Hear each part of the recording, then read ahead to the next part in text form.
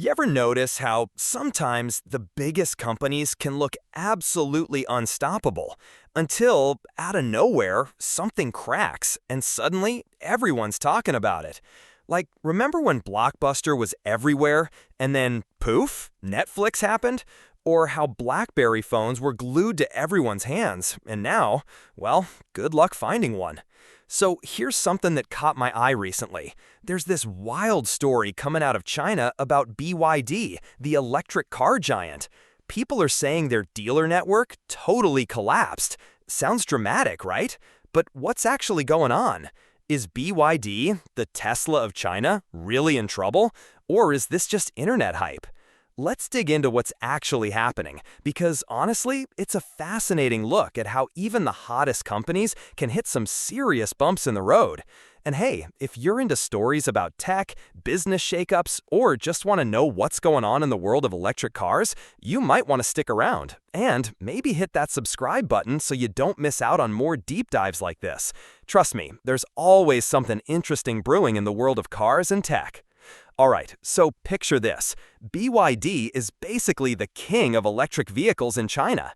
They've been on a roll, selling more EVs than anyone else, even outpacing Tesla in some quarters. They're expanding all over the world, opening factories in Europe and making serious moves in the global market. On the surface, it looks like nothing could possibly go wrong for them. But then, out of nowhere, this massive dealer group in China, Qiancheng Holdings, just collapses. We're talking about more than 20 dealerships, all shutting their doors at once. Showrooms emptied out, customers left hanging, employees out of work. It's like if a big chain of Ford or Chevy dealerships across Texas just closed overnight. People who had already bought cars or paid for services suddenly had nowhere to go. Some even formed groups online to try to get their money back, or at least figure out what the heck happened. And the headlines? They're screaming that BYD's entire dealer network has totally collapsed. But is that really the case? Or is this more of a localized disaster? Big, for sure, but not the end of the world for BYD. Let's break it down, because the truth is a lot more interesting. And, honestly, it says a lot about how the car business is changing, not just in China, but everywhere. So, first off, what actually happened? The collapse started with Qiancheng Holdings, which was a huge BYD dealer group in Shandong province. These guys weren't small potatoes. They had annual sales close to $500 million and over 1,000 employees. Then, almost overnight, they shut down more than 20 dealerships. Customers who just bought cars or prepaid for maintenance were suddenly left in the lurch. Imagine buying a brand new car, expecting to get all your free oil changes and warranty work, and then finding out the place you bought it from doesn't even exist anymore. That's the kind of chaos people were dealing with. Naturally, folks were angry. They started forming rights protection groups, kind of like support groups for people who got burned. They were trying to get refunds, get their cars serviced, or just get some answers. And all of this was happening while BYD, the company, was still out there selling cars and making headlines about their global expansion. Now here's where things get interesting.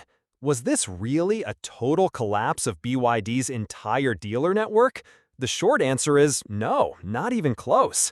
The crisis was definitely severe, but it was mostly limited to certain big dealer groups like Qiancheng in Shandong and another one called Xinke Group in Liaoning. BYD still has plenty of other dealers all over China, and they've even got some direct sales outlets, kind of like what Tesla does here in the States. So why did these big dealer groups go under? Well, depending on who you ask, you'll get a different story. Qiancheng blames BYD, saying the company changed its policies and squeezed the dealers so hard that they just couldn't survive. They claim BYD cut their margins, made it harder to get cars, and basically left them holding the bag. On the flip side, BYD says, hey, don't look at us. Qiancheng expanded way too fast, took on too much debt, and ran their business into the ground. Our policies haven't changed. It's a classic case of finger-pointing, and the truth is probably somewhere in the middle. But there's more to the story. The whole Chinese auto market has been under a ton of pressure lately. There's too much supply, not enough buyers, and a big shift toward direct-to-consumer sales. Think about how Tesla sells cars straight to customers, cutting out the middleman. That's happening more and more in China, and it's squeezing traditional dealers. Plus, car makers like BYD have been slashing prices to move inventory, which means dealers make even less money on each sale. It's a tough environment, and some of these big dealer groups just couldn't keep up. And let's be real, this isn't just a China thing. We've seen similar stuff happen here in the US. Remember when Saturn dealerships all disappeared, or when Chrysler went through bankruptcy and tons of dealers closed? The car business is rough, especially when the market shifts and old ways of doing things don't work anymore. So what does this mean for BYD? Are they in real trouble? Is this the beginning of the end or just a speed bump? In the short term, it's definitely a mess. BYD's reputation has taken a hit, especially among customers who got caught up in the dealer collapse. If you just dropped a bunch of cash on a new car and then found out you couldn't get it serviced, you'd be mad too. And the company's response hasn't exactly been a masterclass in crisis management. A lot of people feel like BYD left them hanging, and that's never good for business. But here's the thing, BYD is still the biggest EV maker in China. They're still selling tons of cars, opening new factories, and pushing into markets all over the world. They're not going anywhere, at least not anytime soon. This dealer crisis is a big deal, but it's not an existential threat. It's more like a wake-up call, a sign that they need to get better at managing their dealer network, communicating with customers, and adapting to a changing market. And honestly, this whole situation is a great example of how the car business is changing everywhere. For decades, the dealership model was king.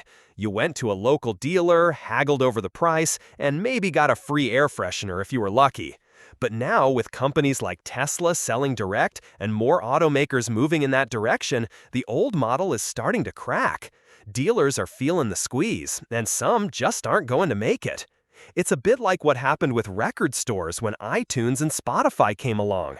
Suddenly, you didn't need a middleman to get your music. You could just buy it straight from the source.